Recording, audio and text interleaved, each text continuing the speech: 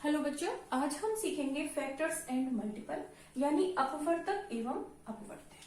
तो इसमें हम सबसे पहले लेंगे फैक्टर्स या अपवर्तक को। तो पहले हम जाने कि फैक्टर है क्या। तो इसके लिए हमने कुछ बॉल्स के एग्जांपल लिए हैं। तो हमारे पास यहाँ 6 बॉल्स हैं।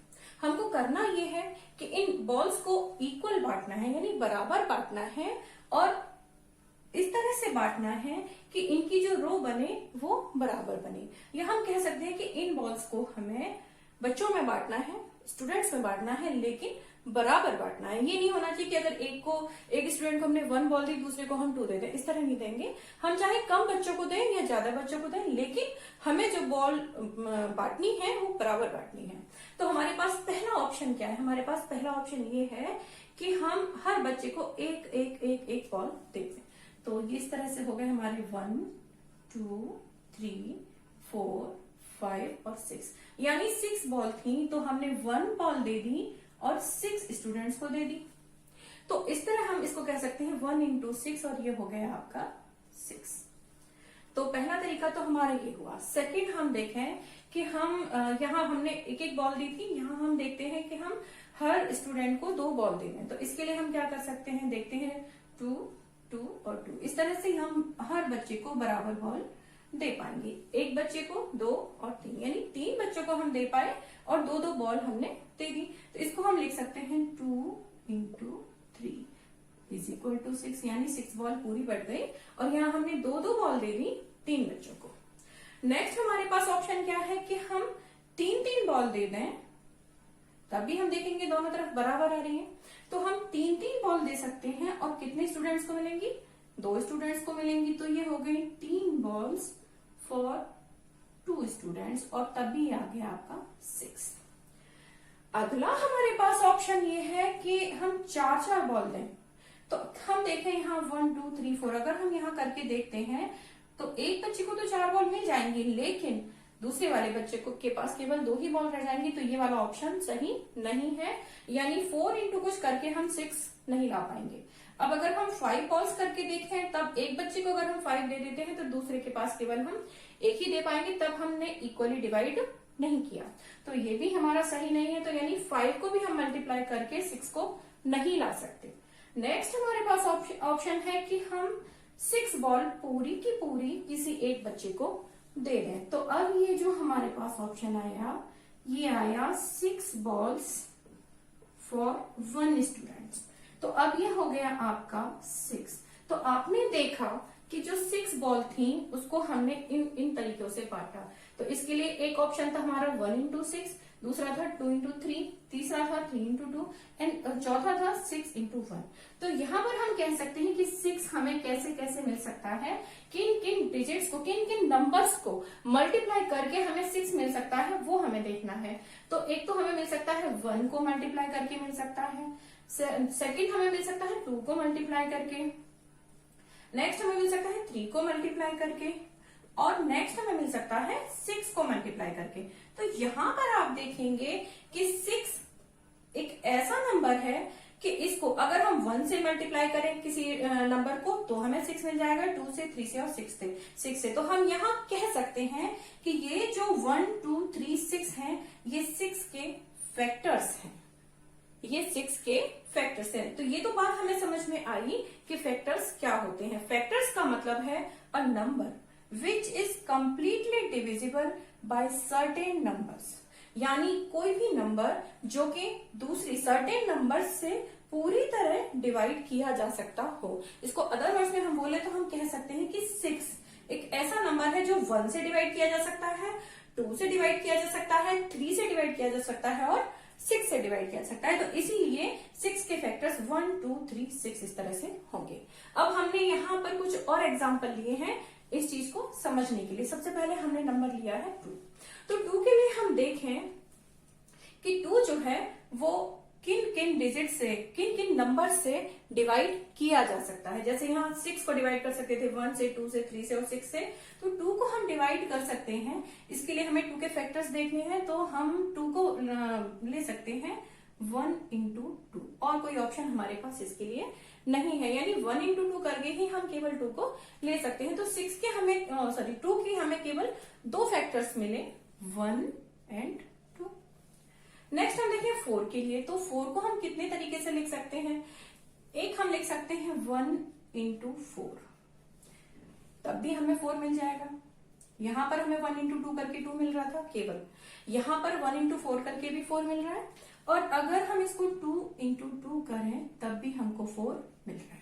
अगर हम 3 से मल्टीप्लाई करें किसी डिजिट को तो हमें 4 नहीं मिलेगा। तो यहां पर हमें 4 के कौन कौन से फैक्टर मिले? वो एक तो हुआ आपका 1, दूसरा हुआ आपका 2, और तीसरा हुआ आपका 4। और कोई भी नंबर यहाँ पर ऐसा नहीं है जो 4 उसको हम मल्टीप्लाई करें और हमको 4 मिल जाए। तो 4 के फैक्टर्स हुए 1, 2, 4। इस तरीके से अब हम देखें 5 के लिए। तो 5 के लिए हम लिख सकते हैं 1 इंटू 5। इस तरह से हमको 5 मिल सकता है। और अगर हम 2 से मल्टीप्लाई करें किसी डिजिट को तो 5 नहीं मिलेगा, 3 से करें तो भी 5 नहीं मिलेगा। तो इसके लिए केवल हमारे पास यही ऑप्शन है। तो यहाँ हम 5 के फैक्टर्स लिखेंगे 1 एंड 5। इसके बाद देखें 8 के लिए। 8 के लिए आप देखेंगे यहाँ पर 8 को हम किस तरह से लिख सकते हैं? तो हम डिवाइड कर सकते हैं 1 इंटू 8, यानी 1 इंटू 8 करके भी हमको 8 मिल सकता है। सेकेंड ऑप्शन है 2 इंटू 4 करके, इस तरह भी हमें 8 मिल सकता है।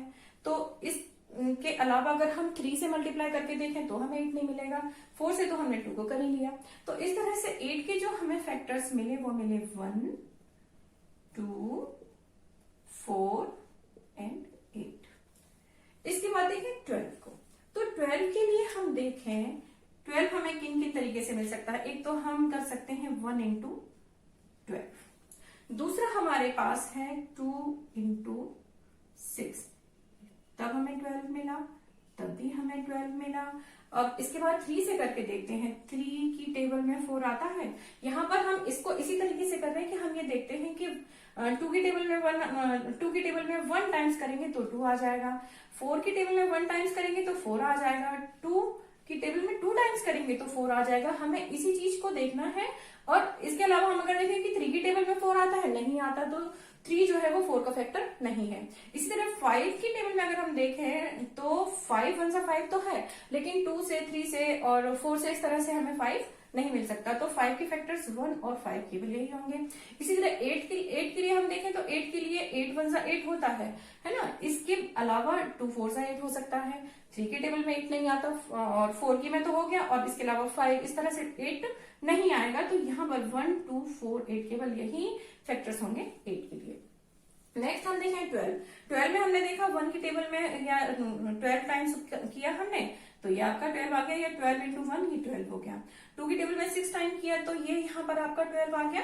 और यहाँ 3 के लिए हम करेंगे 3 इंटू 4, और ये आ गया आपका 12।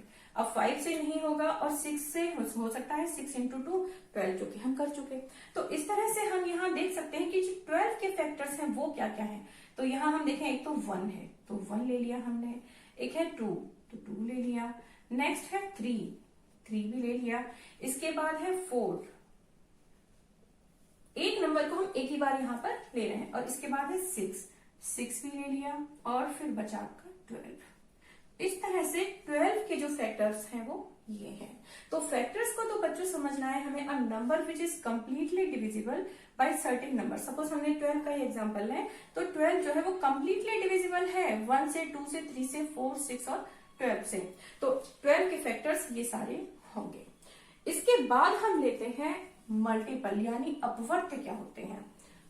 तो बच्चों when we write 6 is equal to 2 into 3, इस तरह से जब हम लिख रहे हैं, यहाँ पर जैसे हमने लिखा 12 इज इक्वल टू 1 इंटू 12, या 8 इज इक्वल टू 1 इंटू 8, यहाँ पर क्या होता है, हम ये कह रहे हैं कि 6 के फैक्टर हैं 2 और 3 जो है वो 6 के फैक्टर्स हैं। तो फिर 6 जो है वो इस 2 का मल्टीपल है, 3 का मल्टीपल है। तो इसको हम इस तरह समझें, यहां पर भी अगर हम देखें कि 2 के फैक्टर्स हैं 1 और 2, तो 2 का जो मल्टीपल है वह 2 है। ये फैक्टर्स हैं तो ये इनके क्या है, मल्टीपल्स हैं। तो इस तरह से यहां पर भी हम देखेंगे कि 2 का मल्टीपल होगा 6 और 3 का भी मल्टीपल होगा 6। इस मल्टीपल का मतलब है कि 2 को किसी डिजिट से, किसी नंबर से मल्टीप्लाई करके हमें 6 मिल सकता है। और इस 3 के मल्टीपल का मतलब है कि 3 को भी किसी नंबर से मल्टीप्लाई करके हमें 6 मिल सकता है। तो ये है मल्टीपल का मतलब। अब अगर हम कहें कि 2 का मल्टीपल 6 है, तो क्या केवल 6 ही 2 का मल्टीपल है और कोई भी मल्टीपल 6 का हो सकता है, 2 का हो सकता है या नहीं? तो इसके लिए हम समझेंगे we can get different multiple of a number by multiplying it with counting या नेचुरल नंबर्स 1 2 3 4 इस तरीके से। यानी कि हम कोई भी नंबर हो, हम 2 ले लें, 3 ले लें, 5 6 कोई भी नंबर ले लें, तो इसको हम अगर मल्टीप्लाई करें विथ काउंटिंग या नेचुरल नंबर से, नेचुरल नंबर यानी 1 2 3 4 जो हमारे काउंटिंग वाले नंबर्स थे उनसे हम मल्टीप्लाई करें, तो हमको उस डिजिट के बहुत सारे मल्टीपल्स मिल सकते हैं। तो इसको हम शुरू करते हैं। इसके लिए हमने एग्जांपल लिया 1, तो हम देखेंगे 1 के कौन कौन से मल्टीपल्स हो सकते हैं। तो इसके लिए हम क्या करेंगे, 1 को 1 से मल्टीप्लाई किया, 1 आ गया।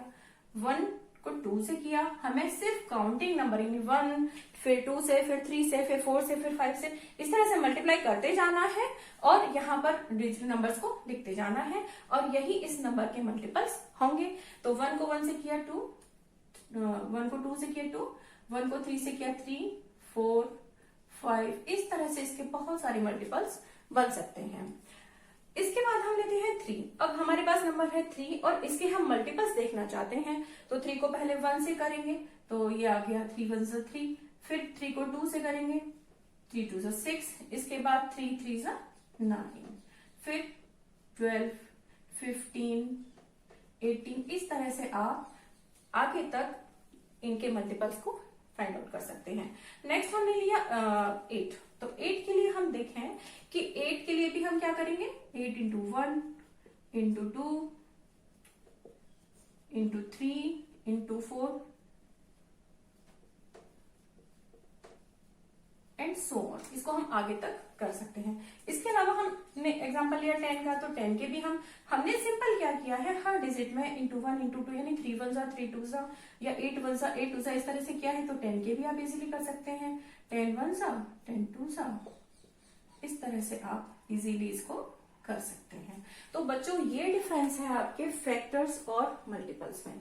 फैक्टर्स में तो आपको ये समझना है कि हमें कोई भी नंबर दिया है, यह नंबर किन किन दूसरे नंबर से कंप्लीटली डिविजिबल है, यानी कौन कौन से नंबर्स ऐसे हैं जो इस नंबर को पूरी तरह डिवाइड कर सकते हैं, किसकी टेबल में ये नंबर आते हैं। जैसे 2 की जो टेबल है उसमें 2 आता है, 1 की टेबल में 2 आता है, लेकिन 3 की टेबल में 2 नहीं आता। तो 2 के फैक्टर्स केवल 1 और 2 है, 3 नहीं है। नेक्स्ट हम देखें 4 जो नंबर है, इसके फैक्टर्स अगर हम देखें तो इसका मतलब है 4 जो है वो कंप्लीटली डिविजिबल हो सकता है। 4 को हम किसके से डिवाइड कर सकते हैं, 1 से कर सकते हैं, 2 से कर सकते हैं और 4 से कर सकते हैं। 5 को हम 1 से कर सकते हैं और 5 से कर सकते हैं, और 8 को हम कर सकते हैं 1 से कर सकते हैं, 2 से कर सकते हैं, 4 से कर सकते हैं और 8 से कर सकते हैं। तो ये तो हो गए आपके फैक्टर की कौन कौन सी टेबल से आप इस गिवन नंबर को डिवाइड कर सकते हैं, तभी इसका एक नाम डिवाइजर्स भी है। और मल्टीपल में क्या है, आपको मल्टीप्लाई करना है सिंपल 1 2 3 4 यानी जो काउंटिंग नंबर्स हैं उनसे, और आसानी से आप मल्टीपल्स को यानी अपवर्त को निकाल सकते हैं।